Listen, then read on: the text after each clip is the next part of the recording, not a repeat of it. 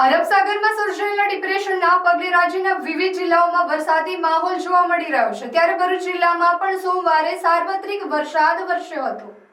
શિયાળાના પ્રારંભે જ વરસાદ વરસતા ચોમાસા જેવો માહોલ જોવા મળી રહ્યો છે. ભરૂચ જિલ્લાના તમામ 9 તાલુકામાં વરસાદ વરસ્યો હતો. ભરૂચ જિલ્લામાં વરસેલ વરસાદના તાલુકાવાર આંકડા પર નજર કરીએ તો જંબુસરમાં 1 ઇંચ, આમોદમાં 17 મિલીમીટર, વાગરામાં 4 ઇંચ, ભરૂચમાં 1 ઇંચ, ઝઘડિયામાં 1 ઇંચ, અંકલેશ્વરમાં 12 મિલીમીટર, હાંસોટમાં 3 ઇંચ, વાલિયામાં 14 મિલીમીટર અને નેત્રંગમાં 18 મિલીમીટર વરસાદ નોંધાયો હતો.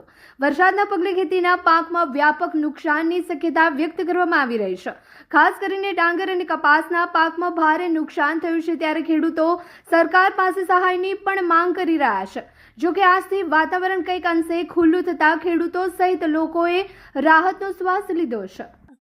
હાય હીર. હાય.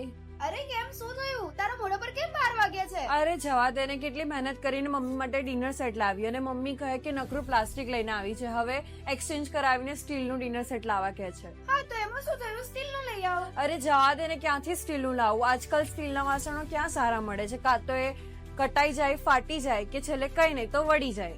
હવે સ્ટીલના વાસણો નહીં ફાટે, વળે કે નહીં કટાય. ભરૂચમાં સ્ટીલની કોઈ પણ વસ્તુ ખરીદવી હોય તો ભરૂચનું માત્ર એક જ સ્થળ, વર્ષોથી વિશ્વાસપાત્ર નર્મદા ઇન્ડસ્ટ્રીઝ. વાવ, આ તો બહુ હેવી અને સારી ક્વોલિટીનું સ્ટીલ લાગે છે. પણ આ બધી વસ્તુઓ પર ડિસ્કાઉન્ટ મળશે ખરું? અરે આ બધી વસ્તુ તને હોલસેલ ભાવમાં મળી જશે. ભરૂચના બધા હોટેલ્સ વાળા, કેટરિંગ વાળા બધા અહીંથી જ વાસણો ખરીદે છે. માત્ર ભરૂચમાં જ નહીં પણ વિદેશમાં પણ નર્મદા ઇન્ડસ્ટ્રીના ટ્રાયપ્લાય વાસણોની ખૂબ જ માંગ છે.